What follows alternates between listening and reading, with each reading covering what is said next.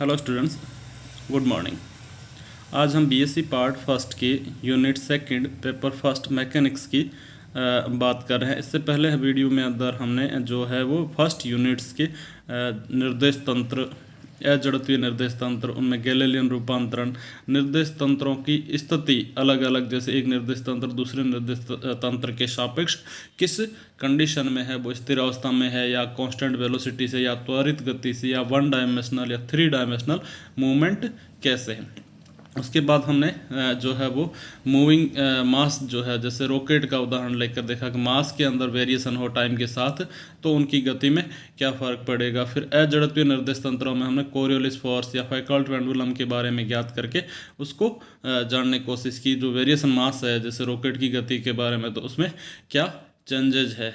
आज हम बात कर रहे हैं तो गैलीलियन ट्रांसफॉर्मेशन में जो एक चीज़ कॉमन थी वो था कि किसी भी निर्देश तंत्र में एक या दो से अधिक या द्रव्यमान केंद्र में जो है ये, तो उसको हमने एक सिंपल जो न्यूटनियन निश्चितता नियम या अपेक्षितता का जो यांत्रिक या चिरस्मृत नियम है वो कहा था। तो उसमें हमने दोनों निर्देश तंत्र के अंदर टाइम जो था उसको इन्वरेंस माना था, यानी टाइम जो है वो परिवर्तित नहीं है। अगर एक निर्देश तंत्र से किसी बिंदु को प्रेक्षित किया जा रहा है तो सेम उसी टाइम पर दूसरे निर्देश तंत्र से भी, यानी टाइम में कोई चेंजेस नहीं था, टाइम इन्वरेंस मान के चले थे।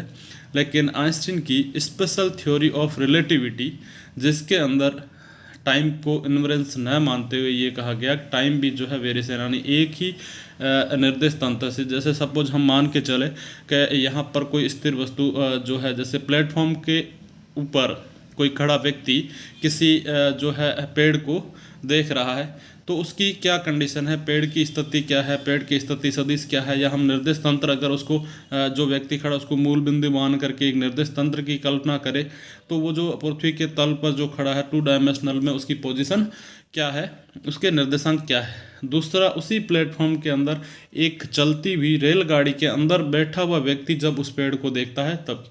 तो यहाँ पर गैलीलियन ट्रांसफॉर्मेशन से पहले हमने जब देखा तब ये था दोनों जो देख रहे हैं वो सेम टाइम पे देख रहे हैं, टाइम में चेंजेज नहीं था, जबकि वेलोसिटी मूवमेंट था। लेकिन आइंस्टीन की रिलेटिविटी थ्योरी ये कहती है कि अगर वो दोनों प्रेक्षण जो प्रेक्षित कर रहे हैं उस पेड़ को, दोनों ऑब्जेक्ट, जो दो व्यक्ति, एक प्लेटफॉर्म पर खड़ा है दूसरा चलती हुई रेलगाड़ी के अंदर है, तो वो है अलग अलग टाइम पर उस चीज़ को देख रहे हैं, यानी कि टाइम में परिवर्तन है, टाइम कांस्टेंट नहीं है। तो उन दोनों के रिलेशन के लिए आइंस्टीन ने जो है वो एक क्वांटिटी जो जिसको अनिश्चित बताया था वो था प्रकाश का वेग, जिनको यूनिवर्सल कांस्टेंट कहा सी। तो आइंस्टीन की उसी स्पेशल थ्योरी ऑफ रिलेटिविटी को जो है प्रयोगात्मक या एक्सपेरिमेंटली प्रूव करने की कोशिश की है माइकलसन और मोरले ने, कि ये जो आइंस्टीन ने स्पेशल थ्योरी जो दी है, यानी कि एक ही चीज़ को दो अगर प्रक्षित किया जा रहा तो उसमें टाइम इन्वरेंस है या नहीं है। तो उसको जो है माइकलसन और मोरले ने एक एक्सपेरिमेंट सेटअप किया 1881 में। माइकलसन और मोरले ने पृथ्वी तथा ईथर के बीच अपेक्षित गति का डिक्लेरेशन किया, जिसका एक महत्वपूर्ण प्रयोग है। इस प्रयोग का सिद्धांत जो था वो ये था कि एक प्रकाश किरण पुंज पृथ्वी की गति की दिशा में एक निश्चित दूरी तक जाए और लौट कर आए, तथा दूसरा किरण पुंज गति के लंबवत उतनी ही दूरी तक जाए और लौट कर आए, तो दोनों किरणों में लगे समय में अंतर होगा, अर्थात टाइम कांस्टेंट नहीं है, क्योंकि पृथ्वी की डायरेक्शन में जो चीज़ जा रही है वो पहले पहुंचती है और पृथ्वी के लंबवत जो आ रही है वो चीज़ बाद में पहुंचती है, यानी कि टाइम जो है वो कांस्टेंट नहीं है। दोनों प्रेक्षणों में दोनों ने समान दूरी तय की, लेकिन टाइम जो है वो इन्वरेंस नहीं है, उसको फाइंड आउट करने की कोशिश की। इस कारण इस अंतर के कारण क्या होगा, फ्रिंजों का जो होगा वहाँ पर जो हमें फ्रिंजेज दिखेगी उन फ्रिंजों में विस्थापन होगा, जिसका मापन किया जा सकता था। एक्सपेरिमेंटल सेटल में माइकलसन और मोरले ने एक प्रकाशिक स्रोत लिया और स्रोत के बीच में उन्होंने एक लेंस लगाया, जो लाइट्स आ रही है उन लाइट्स को पैरेलल किया, यानी पृथ्वी की गति की दिशा में। सपोज हम मान के चले पृथ्वी जो है वो पूर्व से पश्चिम की ओर या एस से M2 डायरेक्शन के अंदर पृथ्वी जो है वो कांस्टेंट वेलोसिटी v से मूवमेंट कर रही है, तो यहाँ प्रकाश तरंग जो है वो वेलोसिटी होगी उसकी c वेलोसिटी से वो मूव कर रही है।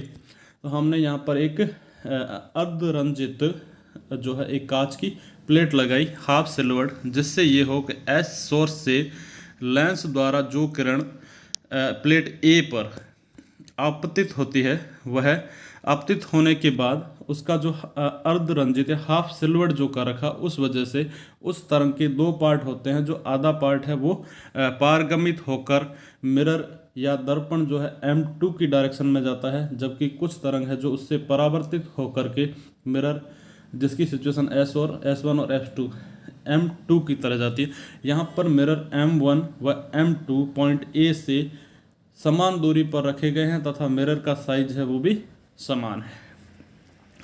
तो यहाँ जो दो तरंगे, एक पारगमित तरंग जो ए प्लेट से वो पारगमित होकर के मिरर A2 पे गई, मिरर A2 से टकरा करके वापस प्लेट ए पर आई और ए से हमने यहाँ एक टेलीस्कोप की सहायता से ए की डायरेक्शन में गई, उसको हम ऑब्जर्व करें। सेकंड जो तरंग थी वो हाफ सिल्वर्ड जो प्लेट थी उससे परावर्तित होकर के M2 की डायरेक्शन में गई और M2 से वापस परावर्तित होकर प्लेट ए में आई। तो हमें दोनों तरंगे जो है यहाँ से पारगमित और परावर्तित वो M2 और M2 डायरेक्शन में गई। अगर ये समान समय में अगर पहुँच रहे तो हमें एक ही टाइम पर वहाँ पर चमकीला या फिर जो भी है तरंग दोनों का अगर आयाम समान है तो हमें एक चमकीला स्पॉट दिखेगा, लेकिन ऐसा नहीं होकर के हमें चमकीला व डार्क इस टाइप से फ्रिंजे दिखना शुरू होता है। इट मीन्स यहाँ हमने ए प्लेट जो है इसका एक सिरा जो है उससे, जैसे हमने यहाँ डॉट लाइन से शो कर रखा है, इस पॉइंट के ऊपर तरंग आकर के टकराई। टकराने के बाद उसने जो पाथ तय किया वो कांच में किया, यानी उसका मीडियम चेंज हो गया। यहाँ तक थी वो हवा में थी, हवा के बाद जो है यहाँ से तरंग कांच के अंदर मूव किया, फिर इससे टकरा करके वापस कांच में गई और फिर से M2 की तरफ गई, वापस यहाँ टकरा करके फिर से कांच में। यानी कि इस पथ ने कांच के प्लेट की जितनी मोटाई है, कांच के प्लेट की जितनी मोटाई है, उस मोटाई से इस कांच की प्लेट में इस तरंग ने जो M2 की तरफ लंबवत जो तरंग गई है, कांच के मीडियम में कांच की मोटाई के बराबर 3 टाइम ट्रेवल्स किया। लेकिन जो यहाँ M2 की तरफ तरंग गई उसने सिर्फ पारगमित होकर के एक बार में ही तय किया। इनका कांच के मीडियम के अंदर जो है पाथ है वो बराबर करने के लिए हमने एक plate C, compensatory plate C लगाई, जिसकी मोटाई A के इक्विवेलेंट है। तो इसका पाथ कांच की मीडियम के अंदर इसका पाथ बराबर करने के लिए हमने कंपनसेटरी प्लेट लगाई, जिसमें यह जो तरंग है वो इस कांच के अंदर पाथ 2 टाइम से एक टाइम परावर्तित होकर के इस तरफ दोबारा M2 से परावर्तित होकर के वापस आई, तो अब इधर से गई। तो कांच में पाथ बराबर करने के लिए हमने A और मिरर M2 के बीच में एक कंपनसेटरी प्लेट लगाई, जिससे कि दोनों तरंगों का जो मीडियम यानी हवा में और कांच में पाथ है वो बराबर हो जाए। इस एक्सपेरिमेंटल सेटअप में इस पूरे एक्सपेरिमेंटल को एक ईथर के गोल में रख दिया और पृथ्वी के साथ साथ वो मूव कर रहा V डायरेक्शन के अंदर। इस एक्सपेरिमेंट से हमें क्या रिजल्ट्स मिले वो, तो हमने यहाँ देखा जो तरंग है वो किरण AM1 व M2 के प्रकाशीय पथ को बराबर करने के लिए हमने प्लेट C को AM2 के बीच में रख दिया, जो समान मोटाई व समान मोटाई की प्लेट है। अब यदि इस उपकरण पूरे को यानी कि पृथ्वी स्थिर हो तो किरण पुंज के दोनों भागों को वापस प्लेट तक आने में बराबर समय लगेगा। लेकिन ईथर की अभिधारणा के अनुसार पृथ्वी उपकरण सहित ईथर में चल रही है, अर्थात माना पृथ्वी का वेग जो है v है, देन दूरियां M1 और AM1 और AM2 बराबर है तथा D के बराबर, अर्थात AM1 = AM2 = D, यानी A पॉइंट से मिरर M1 व M2 की डिस्टेंस समान है, वो कितनी है D, और प्रकाश का वेग है वो c। AM2 की दिशा में उपकरण के सापेक्ष प्रकाश का वेग, AM2 की दिशा में जब प्रकाश की किरण A से M2 की तरफ जा रही है तब पृथ्वी की डायरेक्शन भी क्या है, वो डायरेक्शन भी जो है पृथ्वी की डायरेक्शन वो V डायरेक्शन में पृथ्वी की दिशा में है, तो वेग कितना हो जाएगा c - v, तथा वापस जब किरण लौट रही है M2A दिशा में तब प्रकाश का वेग कितना हो जाएगा c + v।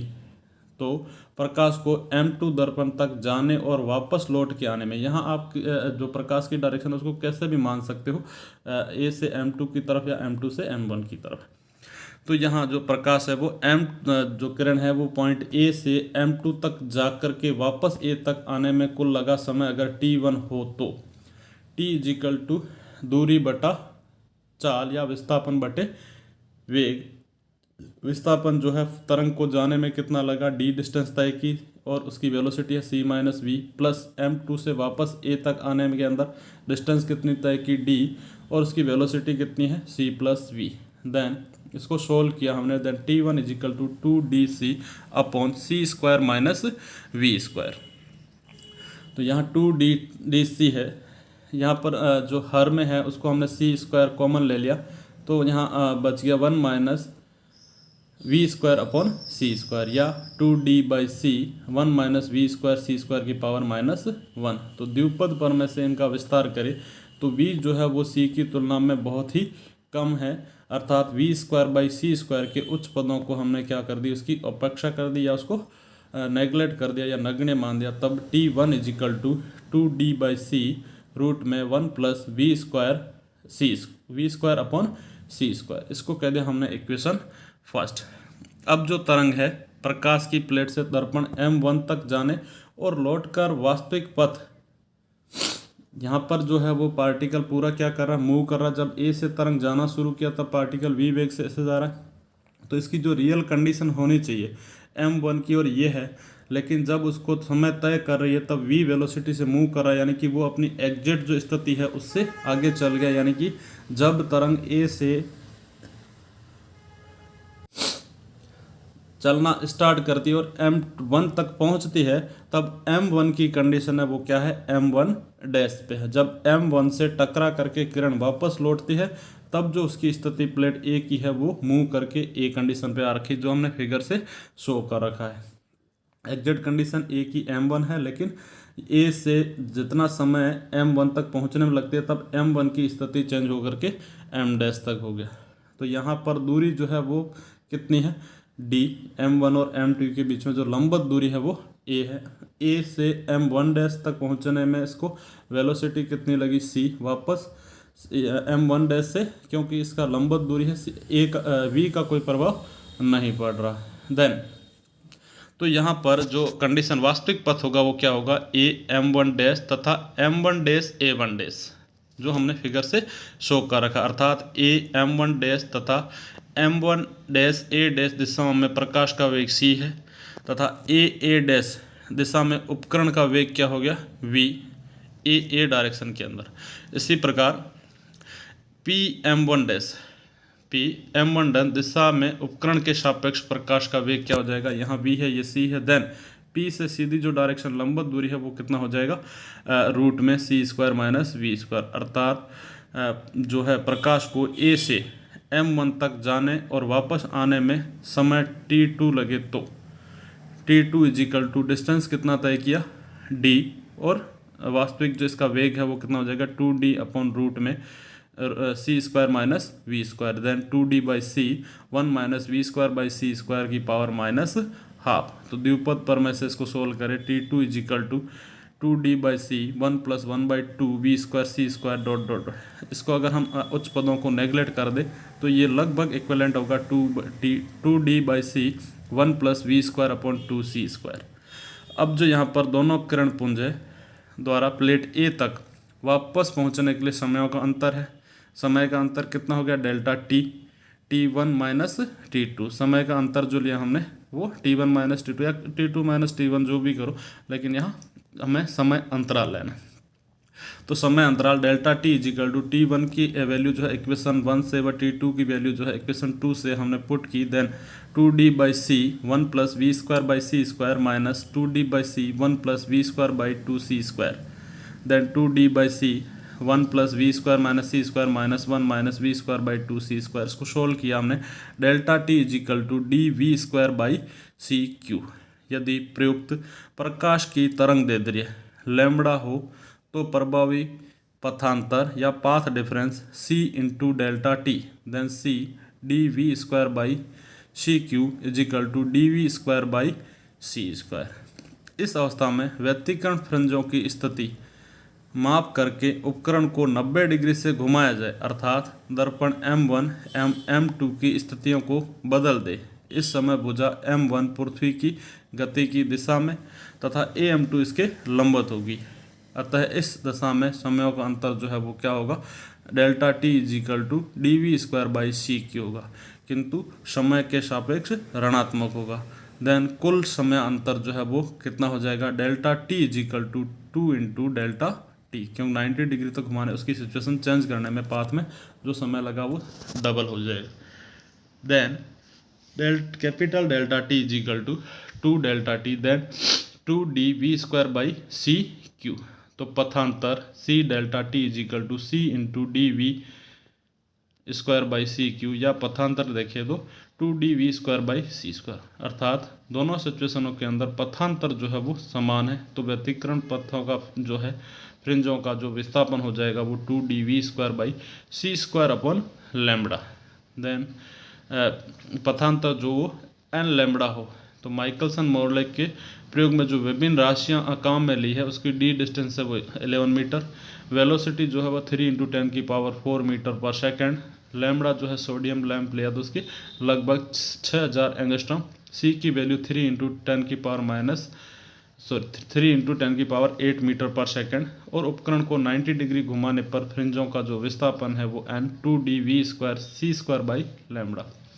टोटल काउंट करें तो रिजल्ट हमारे पास आया 0.37 फ्रिंज, अर्थात उपकरण को 90 डिग्री से घुमाने पर 0.37 फ्रिंजे विस्थापित होनी चाहिए, किंतु विस्थापन इसका लगभग 40वां भाग ही देखा गया। यानी माइकलसन व्यतिकरणमापी इतना सुग्राही नहीं था कि इससे 0.01 फ्रिंजा का विस्थापन भी ज्ञात किया जा सके, तो यहाँ त्रुटि की जो संभावना थी वो बहुत कम थी।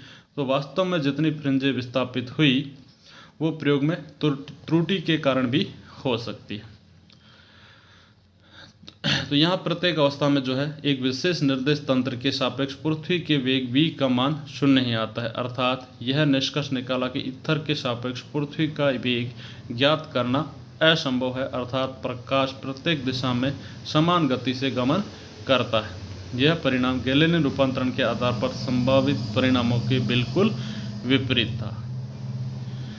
तो यहाँ जो है ये माइकलसन मोरले का जो परिणाम रहा वो क्या रहा, नेगेटिव रहा था या ऋणात्मक परिणाम रहा था। और इनके ऋणात्मक परिणामों की व्याख्या जो है वो दो टाइप से की गई। ईथर का वो है ड्रैग या कर्षण है, जब पृथ्वी ईथर में चलती है तो वह अपने साथ ईथर को भी कर्षित करती है या उसको भी ड्रैग करती है, जिससे पृथ्वी एवं ईथर के बीच कोई अपेक्षित गति नहीं होती। अतः दोनों भुजाओं की दूरी तय करने में समान समय लगेगा, इस कारण पथांतर 0 होने से फ्रिंजों का कोई भी विस्थापन नहीं होगा। दूसरा है इससे तारकीय अपहरण या एब्रेशन ऑफ स्टार्स नहीं समझाया जा सका, यानी इसके स्टार्स का जो है वो अपरेपण कैसे हो रहा है। दूसरा फिजो ने प्रायोगिक रूप से यह प्रदर्शित किया कि कोई भी गतिमान वस्तु प्रकाश तरंगों को आंशिक रूप से ही कर्षित कर सकती है। इसके अतिरिक्त ईथर कर्षण परिकल्पना को सम्मिलित किए बिना ही विद्युत चुंबकीय सिद्धांत द्वारा भी प्रकाश तरंगों के इस आंशिक कर्षण की व्याख्या की गई।